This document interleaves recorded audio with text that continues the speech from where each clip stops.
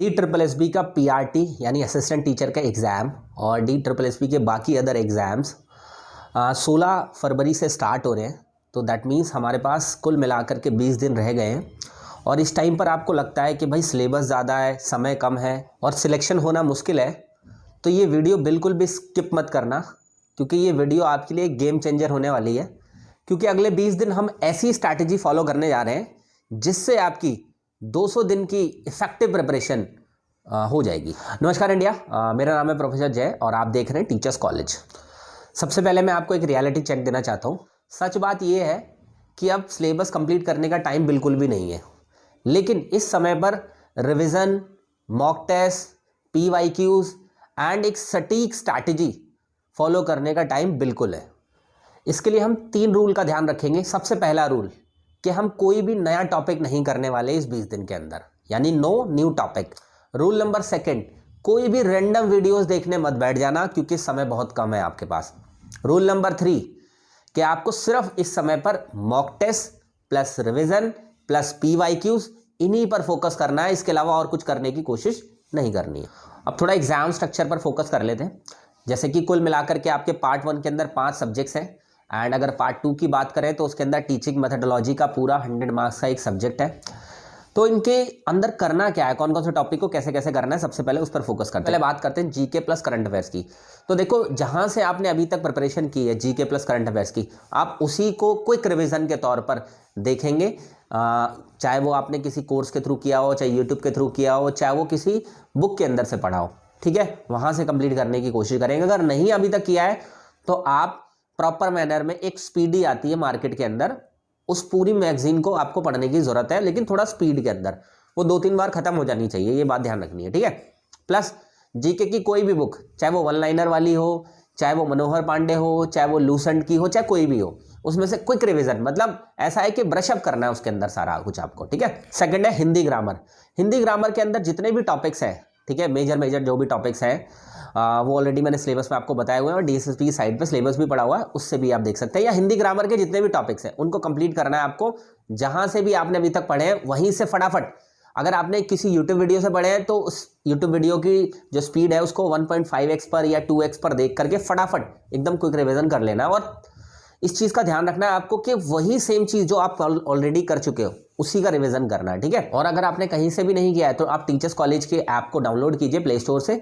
वहाँ डाउनलोड करने के बाद आपको हिंदी ग्रामर के प्रॉपर नोट्स मिल जाएंगे, वहाँ से आप पढ़ सकते हैं। और उसमें ये ध्यान रखना कि आपको फुल फ्लेज वोकैबुलरी जरूर करनी है। जिस भी बुक की मिल जाए वोकैबुलरी वो कर सकते हो, और बाकी मैंने जो कंटेंट के अंदर दिया है वो वोकैबुलरी जरूर करनी है। वोकैबुलरी इन द सेंस मुहावरे, कहावतें, ठीक है, वन वर्ड सब्स्टिट्यूशन, मतलब एक वाक्य, मतलब अनेक शब्दों के लिए एक शब्द जिसको बोलते हैं, और विलोम शब्द, वर्तनी, ठीक है, ये वोकैबुलरी वाला सेक्शन है, ये जरूर आता है, ठीक है, और ज़्यादा आता है ये, ठीक है। इसके अलावा अगर नहीं करना चाहते आप तो किसी भी यूट्यूब की वीडियो से ये सारे टॉपिक कंप्लीट कर लीजिएगा।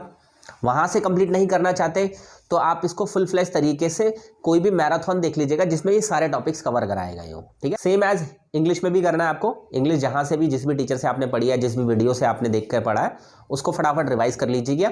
2 से 3 बार रिवाइज कर ले जाना, ठीक है। फिर प्लस उसके साथ साथ आपको क्या करना है कि अगर नहीं करा है आपने तो कोई भी आप मैराथन देख सकते हैं जिसमें क्विक रिवीजन हो जाता है फटाफट, ठीक है। एक दिन में ही आपको पूरी सारे टॉपिक्स कवर हो जाएंगे। इसके अलावा आप टीचर्स कॉलेज वेबसाइट पर जा करके या टीचर्स कॉलेज का ऐप डाउनलोड करके प्ले स्टोर से, वहाँ से भी ये पूरा इंग्लिश का कंटेंट डाउनलोड कर सकते हैं और उसको पढ़ सकते हैं फुल फ्लैश तरीके से। अब रीजनिंग की बात करते हैं तो रीजनिंग के अंदर जितने भी टॉपिक्स हैं, आप हर एक टॉपिक के कम से कम 50 क्वेश्चन जरूर प्रैक्टिस कीजिएगा। जिसमें सबसे इंपॉर्टेंट क्या है कि आपको हर एक टॉपिक के जितने भी टाइप हैं वो सब कवर हो जाने चाहिए। मतलब अगर किसी टॉपिक में 5-6 टाइप हैं तो सारे टाइप मिला करके 50 क्वेश्चन होने चाहिए, ठीक है। हर टाइप के 50 क्वेश्चन मत करना, इतना टाइम नहीं है। और इसको करने के लिए आप किसी भी टॉपिक की, मतलब सारे टॉपिक्स की वीडियोस देख सकते हैं। अगर कहीं से कोर्स ले रखा है तो वो कोर्स की क्विक रिवीजन कर सकते हैं, ठीक है। इसके अलावा अगर आप प्रैक्टिस करना चाहते हैं ओनली, तो टीचर्स कॉलेज ऐप पर मैंने ये जो रीजनिंग के जितने भी बाइलिंगुअल नोट्स हैं वो सारे अपलोड किए हुए हैं, वहाँ से आप देख सकते हैं। बाकी इसमें मैराथन, जो रीजनिंग की मैराथन होती है, मैराथन के जरिए भी आप इसका क्विक रिवीजन कर सकते हैं। अब मैथ्स की बात करते हैं तो मैथ्स के देखो कम से कम 20 to 30 क्वेश्चंस जरूर आपको प्रैक्टिस करने चाहिए ईच एंड एवरी टॉपिक के, ठीक है। उसके लिए आप यूट्यूब की कोई भी वीडियो देख सकते हो सारे टॉपिक की, ठीक है, थोड़ी स्पीड में देखना, ठीक है, या मैराथन अगर आपको मिल जाती है तो मैराथन देख सकते हैं, ठीक है। और हाँ, एक चीज़ और बता दूं, ये सारे सब्जेक्ट जितने भी बताया ना मैंने, इसकी मैराथन ऑलरेडी मैंने ली हुई है, ठीक है, किसी और एग्जाम के लिए ली थी, केवीएस के एग्जाम के लिए ली थी, बट जो कंटेंट है वो सिमिलर ही आपके डीएसएसबी में फॉलो होता है। इसके अलावा अभी एग्जाम के नज़दीक आकर के मैं इन सब का भी मैराथन लूंगा, इन सारे जो भी जनरल पार्ट के सब्जेक्ट्स हैं, ठीक है। तो आप उसमें से भी कर सकते हैं या कहीं जहां भी आपको ठीक लगता है वहां से भी कर सकते हैं आप। इसके अलावा सिर्फ प्रैक्टिस करना चाहते हैं तो टीचर्स कॉलेज एप्लीकेशन डाउनलोड करके वहां से मैथ्स के पीडीएफ आप डाउनलोड कर सकते हैं। अब ये तो रही पूरे जनरल पार्ट की, ठीक है। तो अगर आप नॉन टीचिंग के हैं या टीचिंग के बाकी अदर किसी पोस्ट के हैं तो ये सारे आपके काम आने वाली चीज़ें। अगर आप पीआरटी कैंडिडेट है यानी असिस्टेंट टीचर वाला एग्जाम देने वाले हैं तो उसके लिए आपको पार्ट बी जो 100 मार्क्स का है उसके लिए कैसे प्लान करना है मैं वो बताता हूँ। देखो, इसमें अभी समय इतना नहीं है कि आप इसके कंटेंट को करने बैठ जाओ, ठीक है। इसमें सिंपली क्या कर सकते हो, आपने जो भी कंटेंट पढ़ा होगा, यकीनन आपने जरूर कंटेंट पढ़ा होगा, कोई वीडियोस देखी होंगी या कोई मैराथन ली होगी, उन सबको रिवाइज कर लो, ठीक है। उनको रिवाइज करने के साथ ही आप इसमें क्या करो, पीवाईक्यूज की जितनी ज्यादा टीचिंग वाले क्वेश्चन की प्रैक्टिस करो, ठीक है। अदर एग्जाम्स के अंदर भी जो टीचिंग के क्वेश्चंस आते हैं उनकी प्रैक्टिस करो, जो डीएसएसबी के, पीआरटी के, एनटीटी के, स्पेशल एजुकेटर के, असिस्टेंट टीचर के, यानी जिसमें टीचिंग मेथोडोलॉजी वाला सेक्शन आता है, उन सभी क्वेश्चंस की प्रैक्टिस करनी स्टार्ट करो। कोई बुक खरीद सकते हो तो बुक खरीद लो, ऑनलाइन क्वेश्चन पेपर्स मिल सकते तो ऑनलाइन क्वेश्चन पेपर ले लो, लेकिन आपको कम से कम 1500 से लेकर के 2000 क्वेश्चन प्रैक्टिस करके जाने हैं टीचिंग मेथोडोलॉजी के। अगर आप करके गए तो यकीनन 100 क्वेश्चन में से 90 क्वेश्चन तो आपके ठीक जाने वाले हैं, अगर आपने 1500 से 2000 क्वेश्चंस डील किए हुए हैं तो, विद एक्सप्लेनेशन। इसी के साथ कोई बच्चा चाहता है कि भाई अभी तक मैंने प्रिपरेशन नहीं करी, लेकिन अभी मुझे फील हो रहा है कि यार प्रिपरेशन कर लेनी चाहिए, लेकिन अब कोर्स लेना तो ज़्यादा थोड़ा सा रिस्की हो जाएगा क्योंकि इतना समय नहीं है। तो क्रैश कोर्स हम लोगों ने डीएसएसबी पीआरटी के लिए लॉन्च कर दिया है। आप DSSB के लिए अगर आप चाहते हैं कि क्रैश कोर्स ये 20 दिनों के अंदर आपका एग्जाम अगर होने वाला है और इस 20 दिनों के अंदर ऐसी तैयारी हो जाए जिसमें प्रैक्टिस भी हो जाए, रिविजन भी हो जाए, सारे टॉपिक को, कंटेंट को, पीवाईक्यूज को एक ही जगह पर करने का मौका मिल जाए, तो इस DSSB के हमारे क्रैश कोर्स को ले सकते हैं सिर्फ 999 के अंदर, यानी 1499 है, उसमें 500 का डिस्काउंट मिल करके आपको ये 999 के अंदर देखने को मिल जाएगा पूरा प्रॉपर कोर्स, जिसमें आपका टाइम भी वेस्ट नहीं होगा क्योंकि जो हमारा फुल फ्लैज कोर्स है वो 2999 का है। लेकिन अभी ये क्रैश कोर्स हमने 20 डेज के लिए निकाला है जिसमें कंप्लीट आपको each and every subject, even teaching वाला भी, जनरल पार्ट के 5 सब्जेक्ट्स कवर हो जाएंगे, ठीक है। ज्यादा जानकारी के लिए आप टीचर्स कॉलेज एप्लीकेशन डाउनलोड करना प्ले स्टोर से और फिर उसके बाद उसमें एनरोल कर सकते हो, ठीक है। अगर आपने अभी तक कहीं से भी प्लान नहीं किया या कहीं भी प्रिपरेशन नहीं करी है तो अगर 20 दिन में चाहते हो कि यार एक क्लास ट्राई करके देख लेते हैं तो आप ज्वाइन कर सकते हो। अदरवाइज आपने अगर प्लान कर रखा है, सारी चीज़ें ऑलरेडी सेट हैं, तो आप सिर्फ प्रैक्टिस कीजिए और ये फॉलो कीजिए जो भी मैं इस वीडियो के अंदर बता रहा हूँ। और ये बात ध्यान रखिएगा, सिलेक्शन सिलेबस से नहीं होता, सिलेक्शन होता है वो एक सटीक स्ट्रैटेजी से होता है। अब डे 1 से लेकर के डे 10 के बीच में आपको क्या करना है, इसका सबसे पहला फोकस होना चाहिए आपका सिलेबस प्लस एमसीक्यू करने हैं, ठीक है। और इसमें टारगेट रखना है कि हर टॉपिक या हर सब्जेक्ट 3 बार जरूर घूम जाना चाहिए आपकी रिविजन से, ठीक है, ये ध्यान रखना। अब इसमें टाइम किसको कितना देना है आपको वो ध्यान रखना। देखो, थोड़ी स्पीड तो मेंटेन करनी पड़ेगी, अगर 3 बार किसी टॉपिक को घुमाओगे आप, ठीक है, इस 10 दिनों के अंदर, तो स्पीड मेंटेन करनी पड़ेगी। अब इसमें क्या करना है आपको, टीचिंग मेथोडोलॉजी वाला पार्ट है, उसके लिए 2 घंटे मिनिमम देने ही पड़ेंगे आपको। मतलब डेली रूटीन आपका 7 से 8 घंटे का फॉलो करना है, जिसमें टीचिंग वाले पार्ट को 2 घंटे देने हैं आपको, ठीक है। मैथ्स को आपको 1 घंटा देना है प्रैक्टिस करने के लिए, रीजनिंग को 1 घंटा देना है प्रॉपर हर डेली 10 दिनों तक, जीके और करंट अफेयर्स को 1.5 घंटा देना है आपको, ठीक है, जिसमें स्पीडी भी पढ़नी है आपको और जीके जीएस भी पढ़नी है, ठीक है। इसके अलावा इंग्लिश और हिंदी दोनों को मिला करके आपको 1 घंटा देने की जरूरत है। इसके अलावा पीवाईक्यू जरूर करने हैं, ठीक है, चाहे वो सब्जेक्ट वाइज करो चाहे फुल पेपर के करो, ठीक है, लेकिन 1 घंटा पीवाईक्यू जरूर करने हैं, ये बात आप अपने दिमाग में सेट कर लो, ठीक है।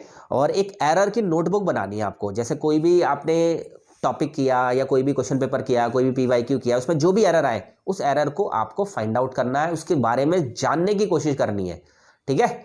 वो एक एरर की नोटबुक, वो 30 मिनट जरूर काम करना अपने एरर्स के ऊपर, ठीक है। और डे 11 से लेकर के 15 के बीच में, मतलब डे 11 से 15th डे के बीच में आपको क्या करना है, इसमें मॉक टेस्ट लगाने प्लस एनालिसिस करनी है, यानी जो मॉक टेस्ट के अंदर चीजें निकल कर आ रही हैं उनके ऊपर फोकस करना है, ठीक है। इसमें डेली रूल आपको क्या लगाना है, तो सबसे पहले आपको एक पूरा मॉक टेस्ट जरूर सॉल्व करना है, ठीक है, 11वें दिन से लेकर के 15वें दिन के बीच तक, ठीक है, पूरा फुल मॉक टेस्ट करना है जो भी आपका पोस्ट है।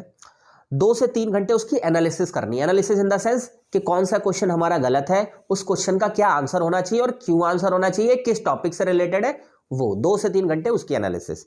ठीक है। और वीक टॉपिक्स को रिवाइज करना है। जैसे आपको लगे कि यार मेरे हर बार क्वेश्चन के अंदर ये वाली टॉपिक्स गलत जा रहे हैं, तो उन टॉपिक्स को दोबारा से रिवाइज करना है। चाहे यूट्यूब पे जाके रिवाइज करो, चाहे जहां कोर्स ले रखा है वहां रिवाइज करो, चाहे नोट्स के अंदर से रिवाइज करो। इसी के साथ साथ एक एरर की जो नोटबुक है उसे अपडेट करना है आपको। ठीक है, कि भाई आपके जो टॉपिक्स हैं वीक वाले, तो अगर आपके वीक स्ट्रांग बन गए तो उसको कट करो, और वीक आ गए हैं तो उनको शामिल करो। ठीक है, इस तरीके। और एक बात ध्यान रखना, मॉक टेस्ट जो भी आप दोगे उसका स्कोर मैटर नहीं करता, या उसका स्कोर इंपॉर्टेंट नहीं है, लेकिन उसका जो एनालिसिस करोगे आप, उसको जब चेक करोगे कहाँ से क्यों कैसे गलत है, वो सबसे ज़्यादा इंपॉर्टेंट है। अब डे 16वें से 18वें डे तक, ठीक है, आपको क्या करना है, ये एक फाइनल रिवीजन का दिन है।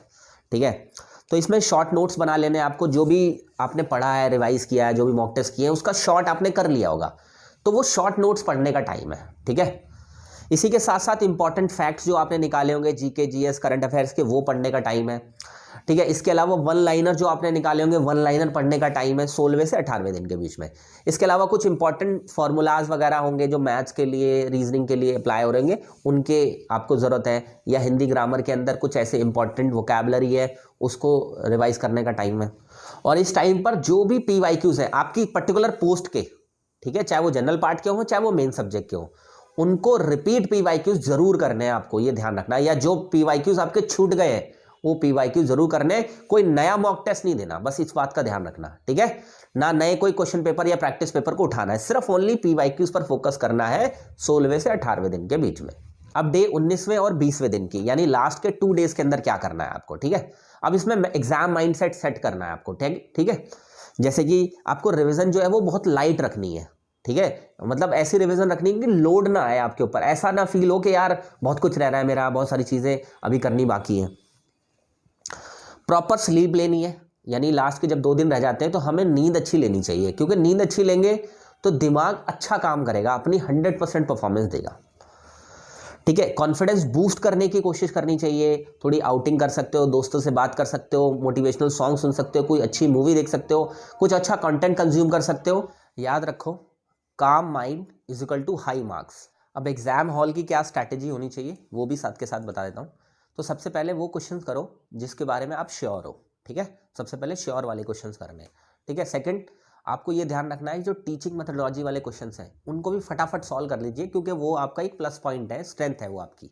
ठीक है, तीसरा, जो मैथ्स की, रीजनिंग की कैलकुलेशन है ना, वो क्रॉस चेक करके ही आंसर लगाना, क्योंकि कई बार होता है कि कंफ्यूजन हो जाती है, तो क्रॉस चेक जरूर कर लेना। ठीक है, तीसरा, जो गेसिंग है ना वो आपकी मिनिमम रखना। ठीक है, क्योंकि नेगेटिव मार्किंग का एग्जाम है, तो इसमें कोशिश ये करना है कि सबसे पहले आपको 2-3 राउंड करने का मौका मिल जाए, जिसमें 100%, फिर गैस वाले, फिर बिल्कुल नहीं आने वाले, ऐसे करके। ठीक है, और क्वेश्चंस जितने भी कर सको वो सारे अटेम्प्ट करने की कोशिश करना। ठीक है, क्योंकि नेगेटिव मार्किंग कहीं आपको नुकसान ना पहुंचा दे। अगर आपने ये 20 दिन ऑनेस्टली से फॉलो कर लिया तो आप अपनी लाइफ की बेस्ट प्रिपरेशन कर चुके होंगे, ये समझ लीजिए, ये मेरा प्रॉमिस है आपको।